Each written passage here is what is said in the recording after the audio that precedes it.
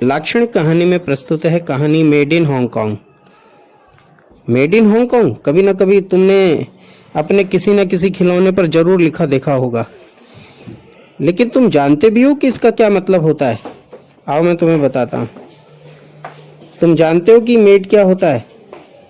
भृंग जब छोटे होते हैं तो उन्हें जर्मन में मांडे और हिंदी में सूंडी कहा जाता है, जो छोटे छोटे कीड़े जैसे दिखाई देते हैं।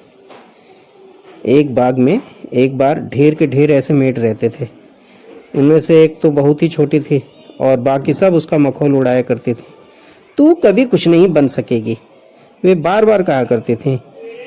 और एक बार छोटी मेड को इतना गुस्सा आया कि वह बोली, मैं तुम सबसे ज्यादा कुछ बन के दिखाऊंगी, मैं हांगकांग तक जाऊंगी।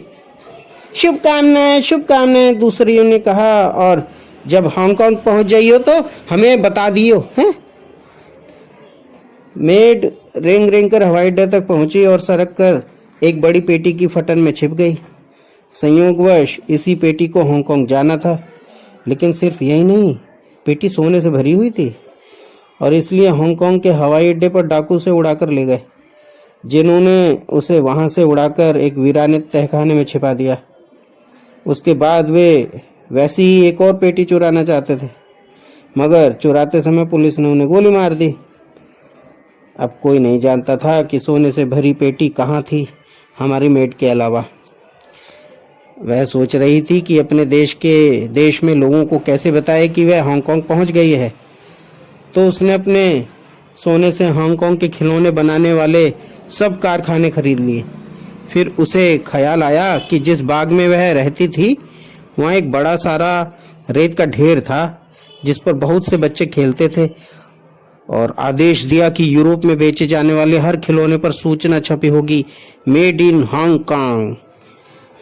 मुझे कहना पड़ेगा कि मेडों की तो आंखें फट गईं जब रेत के ढेर पर खेलने वाले जोर से वो पढ़ने लगे जो उनके खिलौनों पर लिखा होता था।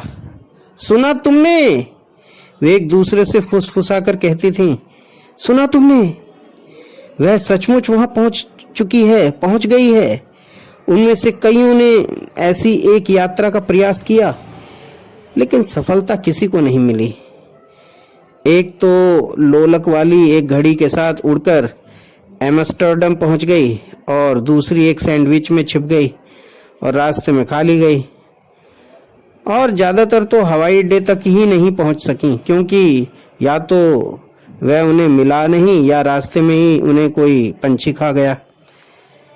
सिर्फ छोटा होना ही काफी नहीं होता, उसके साथ थोड़ी सी किस्मत भी तो चाहिए होती है ना।